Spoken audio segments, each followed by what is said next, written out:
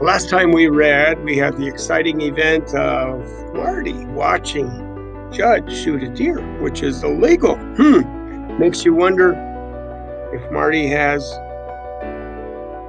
some way of now fighting Judge to get Shiloh. So here's reading 16. He's wearing this army camouflage shirt, a brown cap, and the weirdest grin that could fit on a human face. "Woo-wee," he says, holding the rifle up with one hand as he plows through the weeds. "I got her! Woo-wee!" I know he wasn't out shooting rabbits and happened to get a doe instead because he doesn't have his hounds with him. Judd Travers had gone out that morning with the clear intention of getting himself a deer. I also know that if the game warden finds out about it, Judd's in big trouble because the deer he shot was out of season, and it wasn't even a buck. He slogs over through the waist-high weeds to where the doe lays. Bending over, he looks at her, walks around her a little piece, and then says, "Woo-wee," again, soft-like. And that's when I come out of the woods. He's got his back to me now, his hands on the doe's front legs, trying to see if he can pull her himself. Drags her a little ways and stops, and when he looks up again, I'm right beside him. He whirls around. "Where'd you come from?" he says. "Was on my way over to see you," I tell him, and for the first time standing next to Judd Travers, I feel taller than I really am. He looks at me a moment like he don't know he's glad if I'm there or not. And then I guess he figures out me being there, only a kid, don't matter. "Look what I got," he says. "Found her eating in my garden this morning, and I chased her over here." "That's a lie," I say. "I was back in the woods watching her eat. She was coming down from the hills the other way. You went out hunting for anything you could get." "Well, suppose I did," says Judd Travers, and he hates me worse than snot. "Deer ain't in season, that's what," I answer. "There's a $200 fine for killing a doe." Judd Travers is staring at me like he's about to crack me across the mouth. Way we're raised around here, children don't talk back to their grown folks. Don't hardly dare talk much at all, in fact. Learn to listen. Keep your mouth shut. Let the grown folks do the talking. And here I am, shooting off my mouth at 5:30 in the morning to a man holding a rifle. Am I crazy or what? Not unless the game warden finds out. There's not, Judd says, and who's going to tell him? You? All at once, I realize I got Judd Travers right where I want him. One way to look at it, it's my duty to report a killed doe. The way folks up here look at it, though, that's snitching. And if I could tell, but bargain not to, it's something else again. It's blackmail. But like I said, I got to the place where I'd do most anything to save Shiloh. "Yeah," I say, my heart pounding like crazy. "I'll tell. There's a free number to call." There is, too. It's on Dad's hunting regulation papers. Boy, I sure know how I was going to step in. I sure didn't know I was going to step into all this morning when I come up here.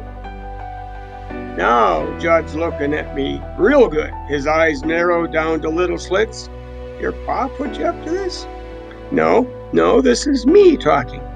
"Well, ain't you something now, and who's to believe you?" "Oh, I'll get the game warden up here, show him the spot where the deer was hit, the blood, and where he finds the deer at your place. He'll believe me." The words are coming out quicker than I can think, almost. I'll tell him he was eating in my garden, and I'll say different. The new game warden won't make any allowance even if the deer was eating in your garden. You don't just shoot a deer out of season, no way, especially a doe. Now, Judd's really angry, and his words come at me like bees. "What you trying to do, boy? Start up trouble? You think I can't put you in your place mighty quick?" "So what are you gonna do?" I ask him. "Shoot me?" Judd Travers is so surprised his jaw drops. "But I'm cooking now. Nothing can stop me. Braver than I've ever been in my whole life." Gonna shoot me like that dog I found up here 6 months back with a bullet in its head? Travers stares at me some more. I know whose bullet that was, Judd, and I told Dad, and if folks find me up here with a bullet in my head, Dad'll know whose bullet that is, too. Can't hardly believe the words coming out of my mouth. Been scared most of my life of Judd Travers, and here I am, half his size, talking like a grown person. It's because I know Shiloh's still got a chance. So what you waiting for? Judd says finally. Go get the game warden. And when I don't move, he says, come off it, Marty. Here, you take one of these dogs, and I'll take another. We'll drag it to my place, and I'll give you half the meat, and don't tell me your mom won't be glad to get it. I don't want the meat. I want Shiloh. Now, Judd's really surprised and whistles through his teeth. Boy, you just come up here to set me up, didn't you? Didn't have any idea in the world you was out with your rifle, I tell him, and that's one of the first truths I've told in 2 weeks. I come up here because it's Sunday, the day you said to bring your dog back, and I wanted you to know you got to fight me first to get him. Now I'm telling you, I mean to keep him, and you expect that deer without a fine, you'll make the trade. Whoa, says Travers, that's no kind of trade at all.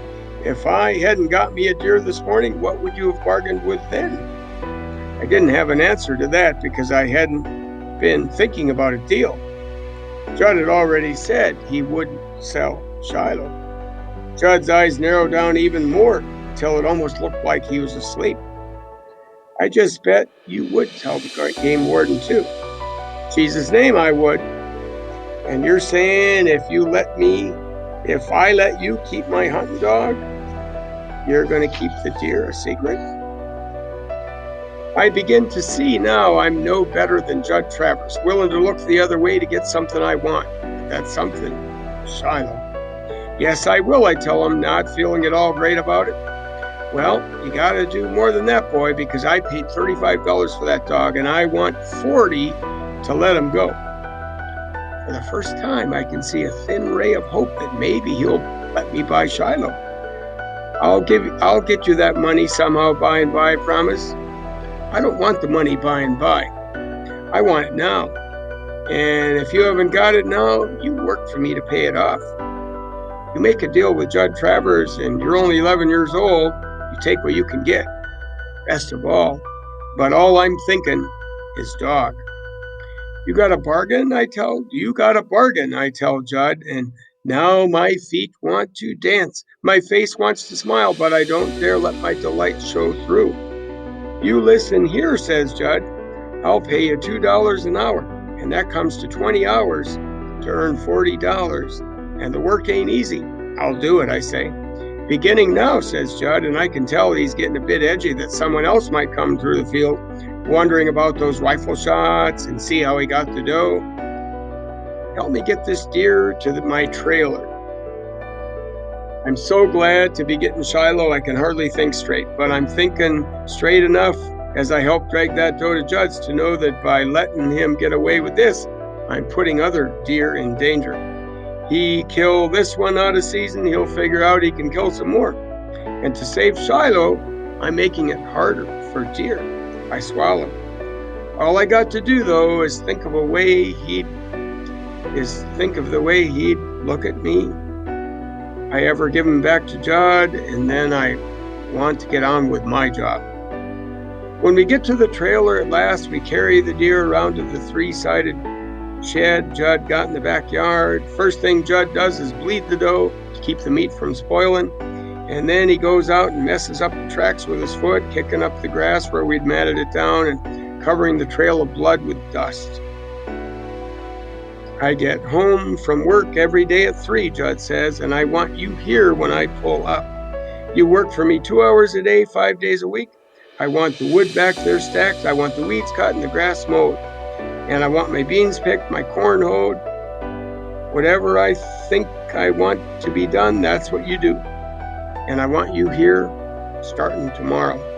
I'll be here, I says, but I want it in writing that after 20 hours work for you, Shiloh belongs to me. Judd grunts and goes into his trailer, and he comes out with a piece of a grocery sack.